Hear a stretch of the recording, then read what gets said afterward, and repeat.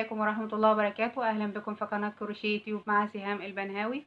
النهاردة هنعمل بونشو جميل جدا بغرزة حلوة قوي لجميع المقاسات.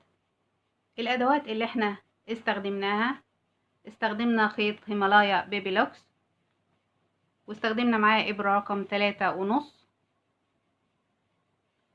والماركر والمزورة لقياس دوران الراس وطول البونشو.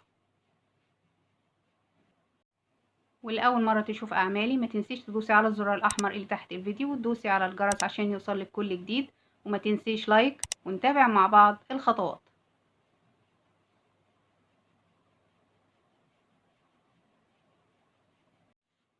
أول حاجة أنا عندي البونشو بتاعنا من مضاعفات رقم 6+1، 6+1. فاحنا بناخد دوران الراس وبنعمل عليه سلاسل، والسلاسل دي بنقسمها على 2. ده شكل البونشو بالشكل ده. فانا عايزة الناحية دي عدد من مضاعفات العدد 6، ونفس الكلام بيساوي العدد ده، يبقى العدد اللي هنا بيساوي العدد اللي هنا. يعني لو عملت 18 سلسلة زائد 1، الناحية دي نفس الكلام هتساوي 18 سلسلة زائد 1. طب لو عملت الناحية دي 30 زائد 1، نفس الكلام هيبقى الناحية دي برضو 30 زائد 1. أهم حاجة إن هي تبقى من مضاعفات رقم 6+1. يبقى بناخد سلاسل، بنقيس دوران الراس، أو بنعمل سلاسل ونقيسها على دوران الراس، ونقسم السلاسل بتاعتنا، وهنشوف مع بعض دلوقتي. أول حاجة هعمل السلاسل بتاعتي 1 2 3 4 5 6. كمان مرة 1 2 3 4 5 6، وبنكرر لحد ما نوصل لدوران الراس. أنا عملت نموذج صغير علشان يبقى سهل علينا في الشرح. عملت 24 زائد 1 و24 زائد 1 يعني 50 سلسلة. أنا دلوقتي عملت 50 سلسلة وقفلت في أول غرزة بمنزلقة، وهرتفع 1 2 3 سلاسل وسلسلتين مسافة، وهاجي هنا في الغرزة التانية، مش في نفس الغرزة، في الغرزة التانية، وهبتدي أعد في الاتجاه ده.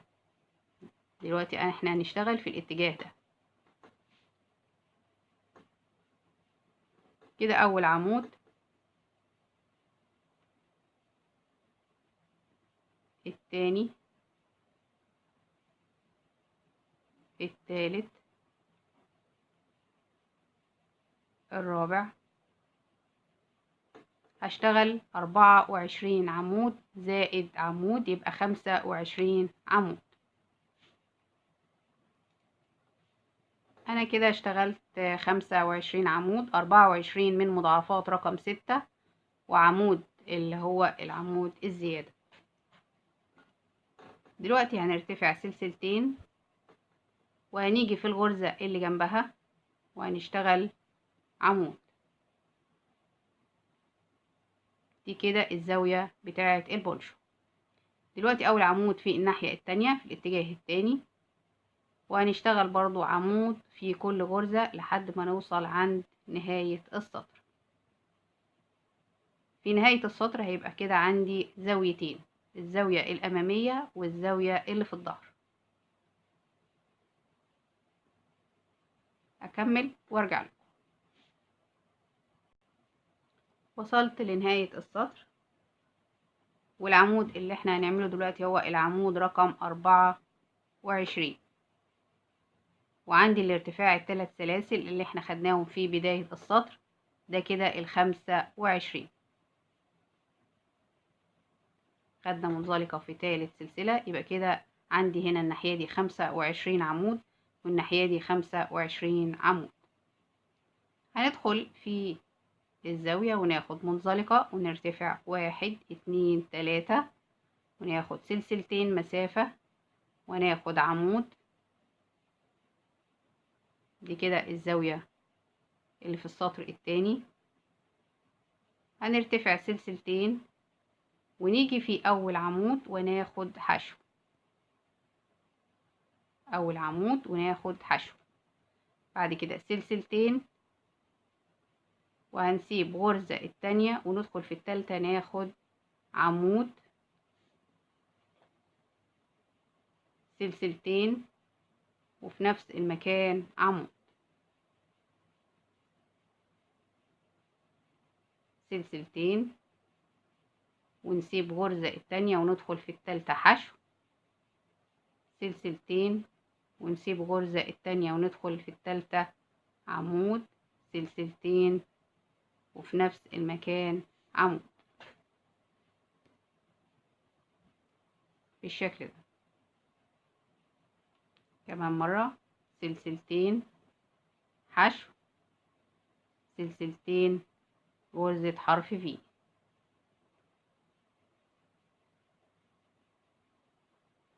بالشكل ده. احنا الناحية دي واخدين 24 عمود زائد واحد، يبقى هيبقى عندنا 4 غرز حرف في. سلسلتين حشو، سلسلتين 1 2 والتالتة غرزة حرف في، عمود، سلسلتين وفي نفس المكان عمود، سلسلتين وهسيب غرزة التانية وادخل في التالتة حشو. وصلت للزاوية التانية، هرتفع سلسلتين واخد الزاوية، عمود، سلسلتين وفي نفس المكان عمود بالشكل ده. يبقى عندي في الجنب ده عشان احنا خدنا 24 عمود زائد واحد، اصبح عندنا غرزة التانية التالتة الرابعة، 4 غرز حرف في. هنكرر نفس الشغل الناحية التانية. ده بيبقى الشكل النهائي زي ما احنا شايفين كده. العدد اللي هنا هو نفس العدد اللي هنا. بعد كده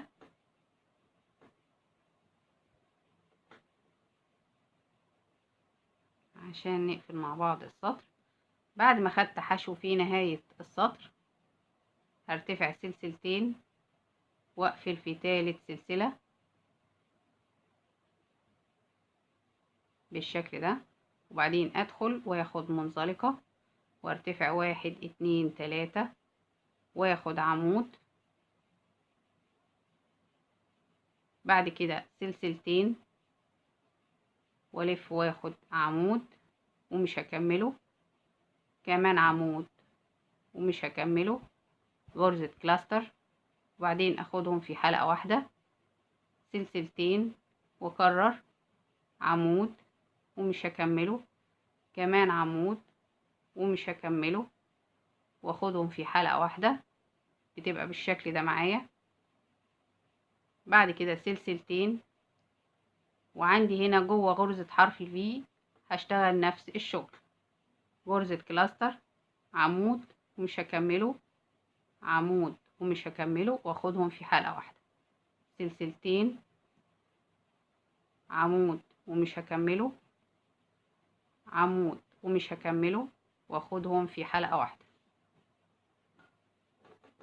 سلسلتين وفي نفس المكان، عمود ومش هكمله، كمان عمود ومش هكمله، واخدهم في حلقة واحدة. يبقى كده 3 غرز كلاستر زي ما احنا شايفين كده. دي الزاوية وده الأطراف، اللي هو الطرف اللي هنا والطرف اللي هنا. سلسلتين وهكرر في كل غرزة حرف في هشتغل نفس الشغل، عمود ومش هكمله، كمان عمود ومش هكمله، واخدهم في حلقة واحدة وارتفع سلسلتين، عمود ومش هكمله، كمان عمود ومش هكمله، واخدهم في حلقة واحدة، سلسلتين وفي نفس المكان، عمود ومش هكمله، كمان عمود ومش هكمله، واخدهم في حلقة واحدة، تبقى بالشكل ده. واكرر لنهاية السطر. بدخل في غرزة حرف في زي ما احنا شايفين كده، سلسلتين، كمان غرزة كلاستر، سلسلتين، كمان غرزة كلاستر، سلسلتين، واكرر لنهاية السطر. عندي هنا في الزاوية هشتغل نفس الشغل. بعد السلسلتين هاخد في غرزة حرف بي، او في الزاوية نفس الكلام، عمود ومش هكمله، كمان عمود ومش هكمله، واخدهم في حلقة واحدة، سلسلتين، غرزة كلاستر، سلسلتين، غرزة كلاستر، واقفل سلسلتين، واكمل في الجنب التاني. في كل غرزة حرف بي بشتغل زهرة اللوتس بالشكل ده كده.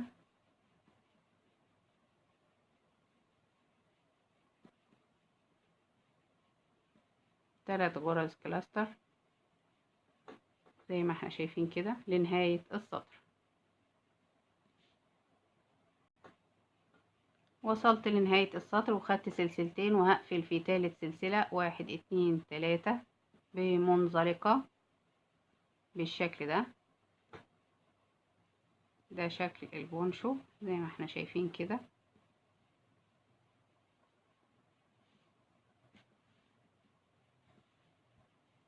زي ما احنا شايفين. دلوقتي هنشتغل السطر اللي بعده. عايزين نوصل في المكان ده، في الفراغ ده، فهناخد منزلقة في منزلقة، وهنرتفع 1 2 3، وناخد سلسلة مسافة، وفي نفس المكان هناخد عمود، بعدين سلسلتين، وهنيجي في الفراغ التاني وهناخد عمود، سلسلة، عمود بالشكل ده. يبقى هنا 4 سلاسل، 3 سلاسل بمثابة عمود، وبعدين سلسلة، وبعدين عمود، وبعدين سلسلتين، وبعدين غرزة حرف بي، عمود، سلسلة، عمود. بعد كده سلسلة، وهاخد في الفراغ ده عمود، سلسلة، وهاخد في الفراغ ده عمود، سلسلة، فراغ، هاخد عمود، سلسلة، في الفراغ هاخد عمود بالشكل ده كده، سلسلة، في الفراغ عمود، سلسلة، في الفراغ عمود، سلسلة، في الفراغ عمود، سلسلة، في الفراغ عمود، سلسلة، عمود، سلسلة، عمود زي ما احنا شايفين كده، سلسلة، عمود، سلسلة، عمود، سلسلة، عمود، سلسلة. وصلنا عند الزاوية، فانا هعلم الزاوية علشان ما نتلخبطش. هنا الزاوية، وهنا الزاوية التانية،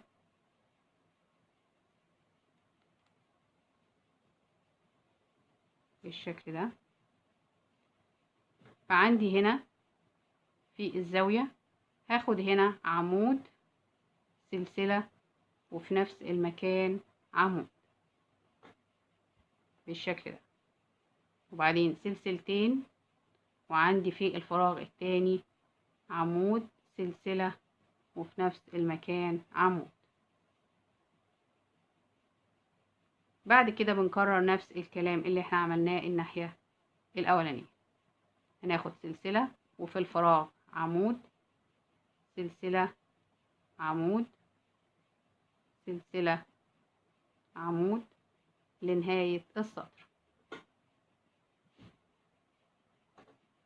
وصلنا لنهاية السطر، خدنا عمود سلسلة، وعندي آخر فراغ هاخد فيه عمود وبعدين سلسلة وأقفل في تالت سلسلة 1 2 3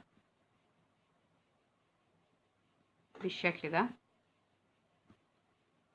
عندي هنا في الزاوية ده طبعا الجزء بتاع الزاوية، هوصل في الجزء ده في النص هنا.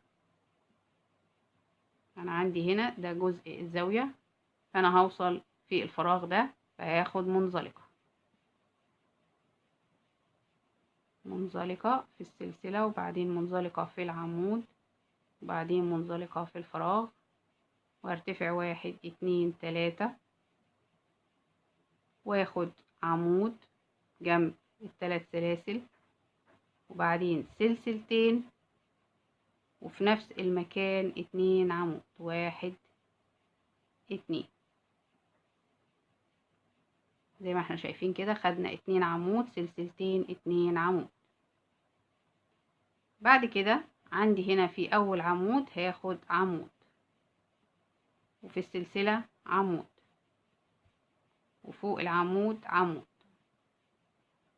وفي السلسلة عمود وفي العمود عمود، واكرر في السلسلة عمود وفوق العمود عمود لنهاية السطر. فوق العمود عمود وفوق السلسلة عمود، اكرر لنهاية السطر وارجع لكم. وصلت عند الزاوية، جزء الزاوية عندي هنا فوق العمود عمود وفي السلسلة عمود وفوق العمود عمود. جيت هنا في الجزء اللي في النص وهاخد صدفة عمود كمان عمود وبعدين سلسلتين وفي نفس المكان 2 عمود 1 2 بالشكل ده. بعد كده اكرر نفس الشغل اللي اشتغلناه في الاتجاه الاول. فوق كل عمود عمود وفي السلسلة عمود، سلسلة اعمل فيها عمود والعمود اعمل عمود لنهاية السطر بالشكل ده. وصلنا لنهاية السطر عند الزاوية التانية. عندي هنا فوق العمود اللي هو الارتفاع الثلاث سلاسل هاخد عمود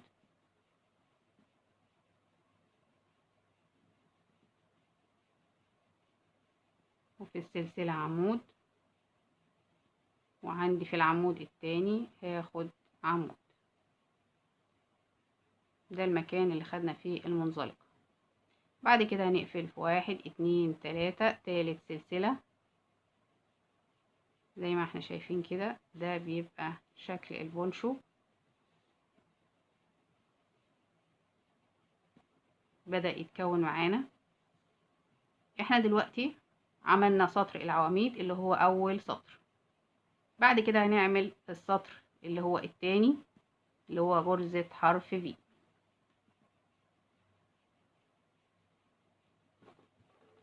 هنيجي هنا منزلقة وندخل في الزاوية بمنزلقة ونرتفع 1 2 3 وناخد سلسلتين مسافة ونشتغل عمود. يبقى كده غرزة حرف في. بعد كده ناخد سلسلتين وعندي هنا اول عمود هاخد حشو وارتفع سلسلتين واسيب غرزة التانية والتالتة اخد غرزة حرف في عمود سلسلتين وفي نفس المكان عمود سلسلتين واسيب غرزة التانية والتالتة حشو سلسلتين واسيب غرزة التانية والتالتة ادخل وياخد غرزة حرف في عمود سلسلتين وفي نفس المكان عمود بالشكل ده. بعد كده سلسلتين واسيب غرزة التانية والتالتة حشو سلسلتين، سيب غرزة التانية والتالتة حرف في،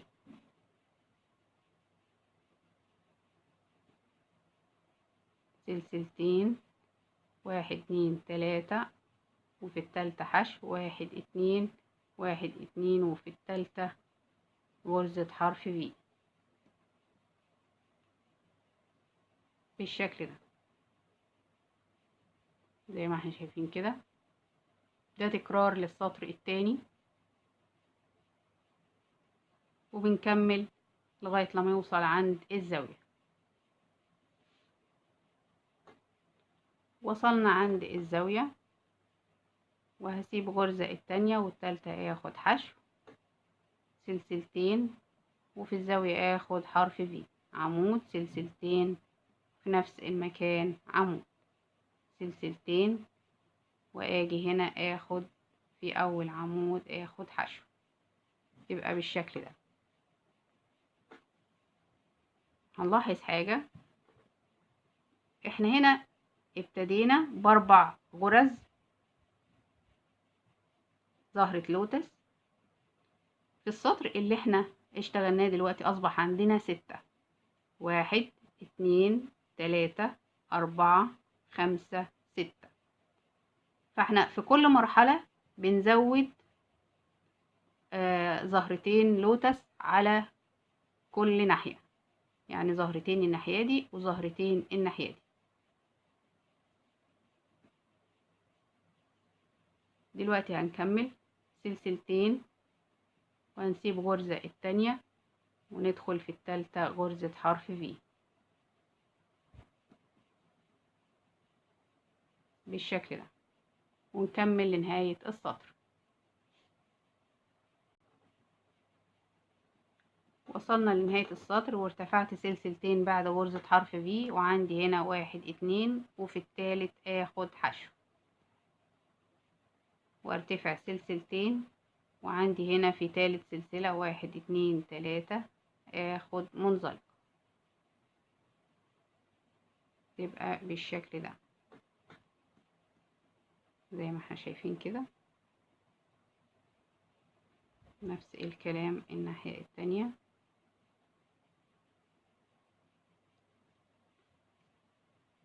دلوقتي هنبتدي السطر الثالث اللي هو زهرة اللوتس. هندخل وناخد منزلقة ونرتفع 1 2 3 وناخد عمود، وبعدين سلسلتين وفي نفس المكان عمود، كمان عمود، طبعا مش بنكملهم، وناخدهم في حلقة واحدة وناخد سلسلتين وفي نفس المكان نفس الكلام زهرة اللوتس من 3 ورقات، اخدهم في حلقة واحدة واخد سلسلتين. عندي كده 3 غرز كلاستر. هاجي هنا في غرزة حرف في واخد 3 غرز كلاستر،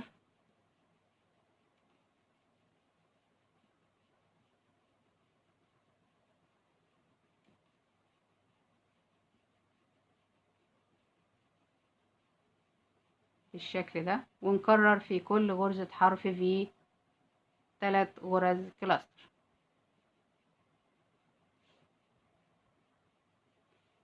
وصلت لنهاية السطر وخدت 3 غرز كلاستر وخدت سلسلتين. بعد كده هقفل في تالت سلسلة 1 2 3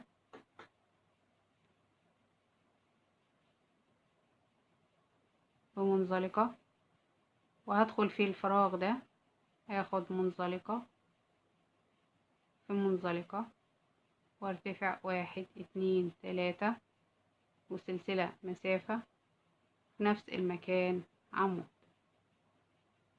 كده انا عملت غرزة حرف في. بعد كده سلسلتين وفي الفراغ التاني عمود، سلسلة، عمود بالشكل ده. بعد كده سلسلة، وعندي في الفراغ هاخد عمود، سلسلة، والفراغ اللي هنا عمود، سلسلة، والفراغ اللي هنا عمود زي ما احنا شايفين كده، سلسلة، وفي الفراغ عمود، سلسلة، عمود، سلسلة، عمود، سلسلة، عمود، بالشكل ده، وبنكرر لنهاية السطر. وصلت عند الزاوية،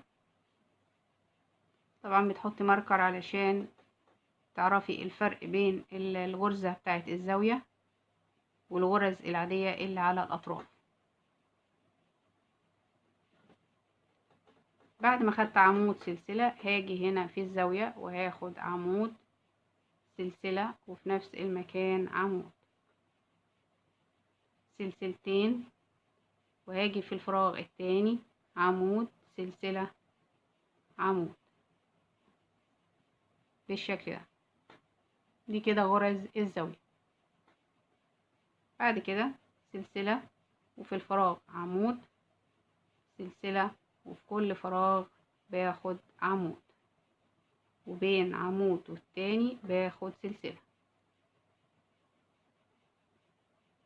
بالشكل ده، ونكرر لنهاية السطر زي ما احنا شايفين كده.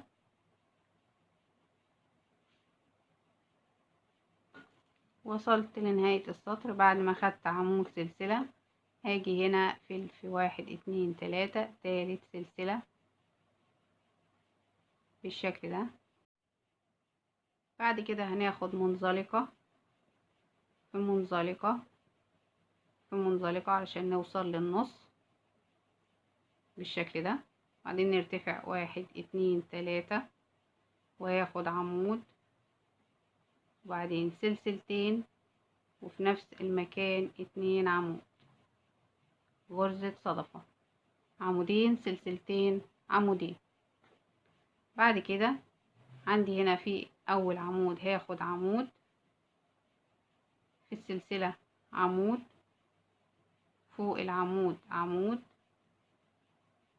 بالشكل ده كده، وفي السلسلة عمود، وفي العمود عمود، واكرر لحد ما اوصل عند الزاوية التانية. العمود بعمل فوقه عمود، وفي السلسلة بعمل فيها عمود زي ما احنا شايفين كده بالظبط.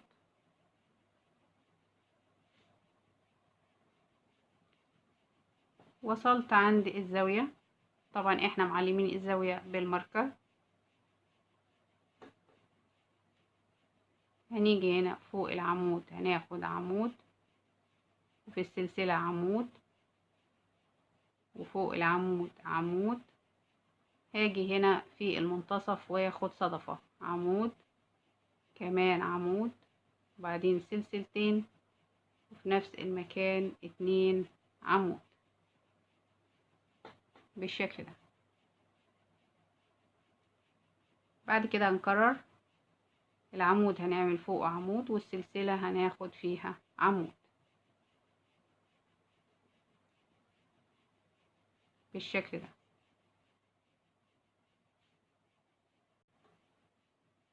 وصلنا لآخر السطر، وعندي هنا في السلسلة عمود، وفوق آخر عمود هاخد عمود، واقفل في 1 2 3 تالت سلسلة. وده بيبقى شكل البونشو بتاعنا زي ما احنا شايفين كده، غرزة جميلة جدا.